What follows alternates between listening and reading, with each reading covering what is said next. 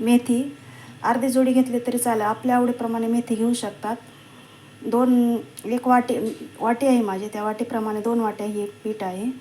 कोथिंबीर, अद्रक, लसूण,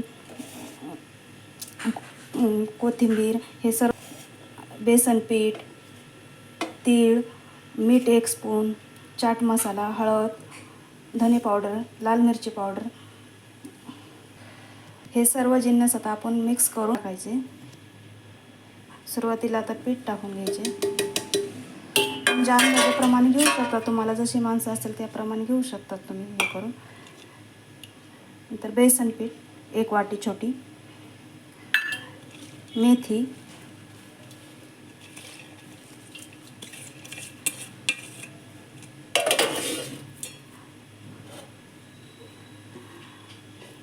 तर जिरे, अद्रक, लसूण हे पूर्ण पेस्ट बनवून घेतलेली करून, कोथिंबीर, ते ओवा,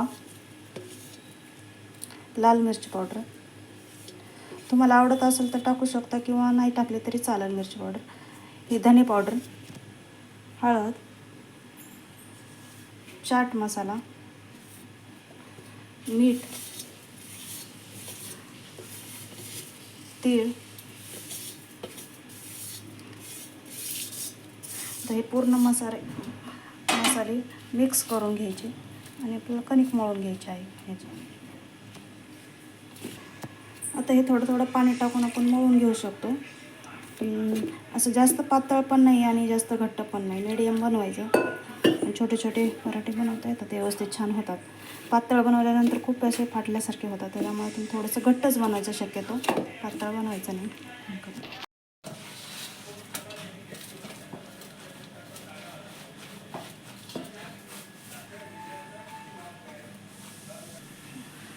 आता आपलं कणिक मळून झालेलं आहे छानसं असं. 10 मिनटं मी रेस्टसाठी ठेवलेलं होतं तेल लावून, तर छान असं मुरलेलं आहे आपलं पीठ. आता आपण छान याचे असे छोटे छोटे गोळे बनवून घेऊ पहिलं.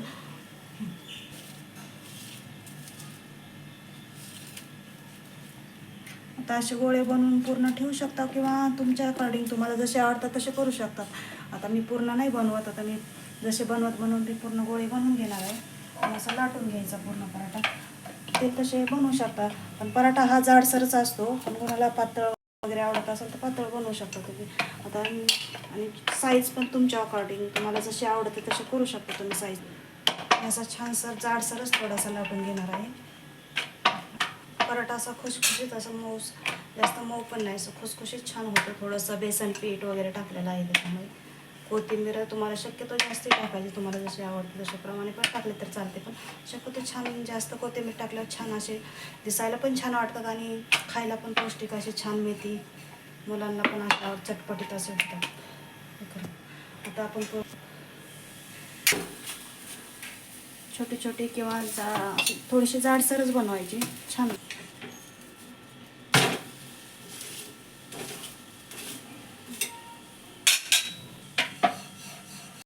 पौष्टिक असे पदार्थ 2 दिवस टिकतात. प्रवासात वगैरे कुठं जायचं असेल तरी पराठे छान राहतात, खराब होत नाहीत लवकर हे पराठे. 2 दिवस तर कमीत कमी 2 दिवस तर राहतातच हे पराठे. तेल तूप तुमच्या आवडीप्रमाणे टाकू शकता, तुम्हाला जसे आवडत. तर मी तेल लावत आहे, म्हणजे असं खरपूस होईपर्यंत भाजायचं, छान लागतं असं खरपूस. आता आपला हा पराठा तयार झालेला आहे, छानसर भाजलेला पण आहे, असं खरपूस झालेला आहे.